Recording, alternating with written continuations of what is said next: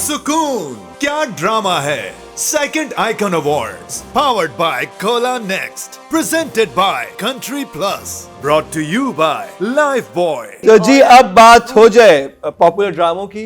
Critics ने तो writing की जो कैटेगरी थी उसमें दिखाया कि कौन से राइटर्स बहुत ज़बरदस्त है, लेकिन पॉपुलर ड्रामे थोड़े से मुख्तलिफ होते हैं क्रिटिक्स चॉइस से, और उसमें हम लोगों को तो राइटिंग के बहुत फ्लॉज नजर आते थे, लेकिन ऑडियंस को क्या नजर आता था वो देखते हैं।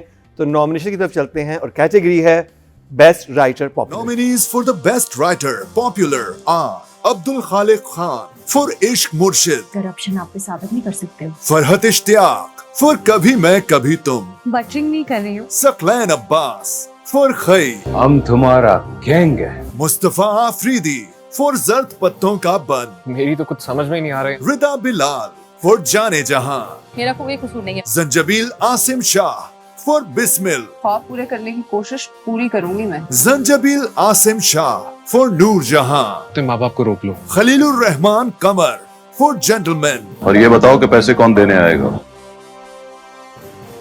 बस सारी बात। अच्छा जी, क्या लग रहा है नादिया, कौन जीतेगा? देखो कॉन्फिडेंस तो मुझे इन सब में एक पे है कि उनको नहीं मिलेगा। बाकी कुछ भी हो सकता है, लेकिन एक के लिए मैं श्योर हूँ। किन को नहीं मिलेगा? उनको पता है। तो नहीं तो who is going to get it then? Well, that's not the problem. That's not our concern. बात तो ये कि जवाब किसको देना। नहीं मिलेगा ये जरूरी है यार। ये जवाब लेकिन दे। इसमें वो ज्यादा tough इंटरेस्टिंग है। अब लेकिन पॉपुलर चॉइस पे जाए तो सादिया आप बताएं चलो। कुछ पता नहीं।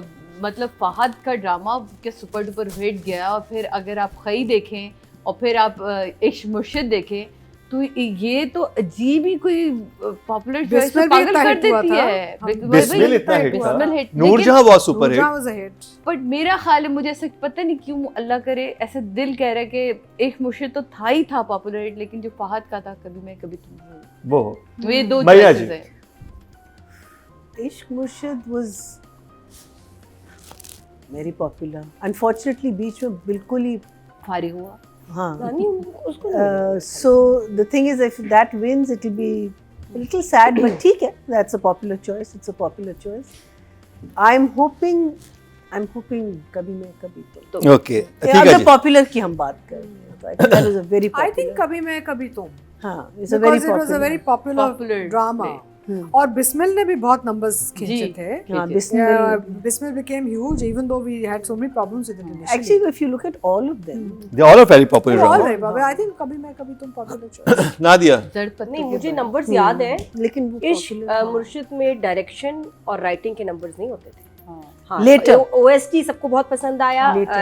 हीरो हीरोइन के नंबर होते थे, लेकिन राइटिंग के कभी कोई इतने ज्यादा हर एपिसोड, शायद कुछ किसी Public एपिसोड भी में बहुत- शुरू में, हमने नहीं दी ना, लेकिन लोग राइटर देते के थे। इतने लोग नंबर नहीं देते थे। आते। नहीं, लोग का भी मैं कह रही हूँ, हाँ। इतने नहीं थे। मेरे ख्याल में मासूमा की माँ की जो लाइंस लिखी गई वो हिस्टोरिकल थी, एपिक थी। वो जो ज्ञान और वो जो हमें सबक दे चुकी है राइटर, वो जो मर्द होता है, वो जो मर्द होता है वो सुई की तरह होता है, वो क्या कहते हैं टायर बदलने वाले पाने की तरह होता है। जो मर्दों की उन्होंने जो तशबीहात दी हैं, मेरे हिसाब से मेरी जिंदगी जो बदली है ना, वो तो मासूमा की माँ मासूम। के डायलॉग से बदली गई। यानी कि एक अवार्ड अलग से मासूमा की माँ को जाना तो है। मेरे लिहाज से तो वो विनर है, लेकिन मुझे लग रहा है कभी फरहत इश्तियाक। फरहत इश्तियाक। फीवी Haroon. If you asking for my favourite तो जड़ पत्तों का बन, ठीक है। मगर मेरा ख्याल है कि कभी मैं कभी तुम पॉपुलर वोट फरहत इश्तियाक को ही मिलेगा। चलें जी देखते हैं। The best writer popular award goes to Farhat Ishtiyaq for Kabhi Main Kabhi Tum.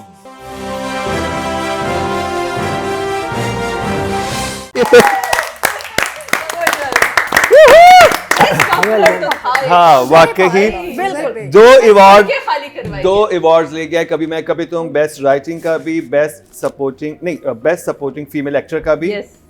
और क्या कहेंगी आप? अच्छा, मुझे ये पॉपुलर समझ आ रहे हैं अवार्ड, मुझे अपने वाले नहीं समझ आए, क्रिटिक वाले। तो नंबर्स देते हुए सोचा करें ना किस अपने नंबर गलत लग रहे हैं, ये आप लोग सही लग रहे हैं, ये क्या हो गया भाई? अतीका जी। मेरा तो बहुत गहरा और पुराना ताल्लुक है इनसे। हाँ। अच्छा, हमसफर के हवाले से। ओह हाँ, आप तो हमसफर भी किया था इनका। पुराना तो I am very biased anyway. I mean her scripts are quite beautiful and ये बड़ी एक simple Great writer. Sweet hard hitting heartfelt कहानी थी कभी मैं कभी तुम। और लोगों को समझ आ गई। क्योंकि हम इसको सेलिब्रेट कर रहे हैं, सो इसकी सक्सेस को, कभी मैं कभी तुम की, तो मुझे ये बताइएगा कि बहुत एक ऐसी कहानी जो हमने बहुत दफा सुनी हुई है, फर्क क्या था इसमें आपको? ऐसी देखें, सारी कहानियां हमेशा सुनी हुई होती है, कोई नई कहानी नहीं होती। आप गाँव में भी चले जाएं, वो कहानी सुनी हुई है आपने। It's the way you are showing it, it's the way you are emotionally connecting to people, तो वो बहुत जरूरी होता है। एक और बात ये थी कि इसमें हीरो आपका टिपिकल हीरो नहीं था, सेवियर, प्रोटेक्टर, सक्सेसफुल नहीं, ये एक लूजर की कहानी थी। जिसको हर एक में उसकी फैमिली, माँ बाप, हर एक में उसमें फ्लॉज नजर आने, except for the wife, outsider जो इसको जानती भी नहीं, खड़ी हो गई इसके लिए। तो वो चीज़ बड़ी पसंद आई कि, और आई थिंक ज्यादा लोग एक हीरो से नहीं, एक फ्लॉड पर्सन से ज्यादा कनेक्ट कर पाए थे कि यार ये तो मेरा बेटा ऐसा है, या मैं खुद ऐसा हूं, मैं ऐसा हूँ। हाँ, ये फैक्ट है कि जो आदमियों ने, लड़कों ने बड़ा कनेक्ट किया है, और औरतों ने ये कनेक्ट किया कि यार हमारे घर में भी ऐसे है कोई। लड़कों ने इससे बड़ा कनेक्ट किया, और बिस्मिल से भी बहुत कनेक्ट किया। अब आई थिंक कि लोग पसंद करते हैं कि यार फ्लॉड चीजें दिखाओ, ये परफेक्शन जो है ना, ये बस ओल्ड स्कूल है, ये बस परफेक्शन। लोगों को इसकी जो डायलॉग डिलीवरी थी, जो लिखाई थी ना, वो बड़ी कमाल थी। इतने नेचुरल, इतने नॉर्मल जुमलों में वो बड़ी बड़ी बात कह जाना, और प्यार से कह जाना, कि वो बाद में आपको हिट करती थी कि यार ये बात तो सही कही है। लेकिन उस वक्त आपको ना वो फलसफा नहीं लगता था। वरना इस वक्त की बहुत से ऐसे ड्रामे, या अभी भी ऐसे बहुत से ड्रामों की भी नॉमिनेशन गई है जो फजूल में फलसफा चल रहा है। वो उसके अब हमें जरूरत नहीं है। बात वो होती है जो कह जाओ और बाद में आप महसूस करो कि यार इसमें क्या कितना वजन था। तो इस ड्रामे की खूबसूरती ये थी मेरे हिसाब से, मुझे लगता है। मीना जी, आपको क्या स्पेशल लगा था कभी मैं कभी तुम की राइटिंग में? मुझे तो मरीना जी के इयरिंग्स बहुत प्यारे लगे। हाँ। उनको उनके राइटिंग का तो पता नहीं, इयरिंग बहुत स्पेशल लगा उनको। अरे मेरी भी उसी फैमिली की, उसी दुकान से मैंने ये बड़ी बहन उसकी। देखिए राइटिंग पे स्टिक रहे। I प्लीज think ये मीना बाजार ना नहीं लग रहे हमारे इयरिंग्स सारी। मीना बाजार भी तो हमारी खवातीन की आज बात तो भाई पसंद सबकी है। तैयारियां देखने से ताल्लुक रखती हैं। ट्रॉफी छोड़ो, मैं तो आज तो अतीका जी ने कहा कि अवाम की नन्ही नन्ही खुशियां हैं, छोटी छोटी छोटी खुशियां। छोटी मासूम सी खुशियां हैं, और डिप्रेस्ड हैं लोग। छोटी छोटी खुशियों से हम उनको खुश कर सकते हैं। चलिए हमें देखिए अपना मूड अच्छा करें। देखिए हमें गौर से देखें। मरद इश्तियाक साहिबा की राइटिंग कभी मैं कभी तुम में। आई थिंक मुझे जो इसमें जो दो नेगेटिव कैरेक्टर्स थे, I thought they played a very important part in a very interesting way.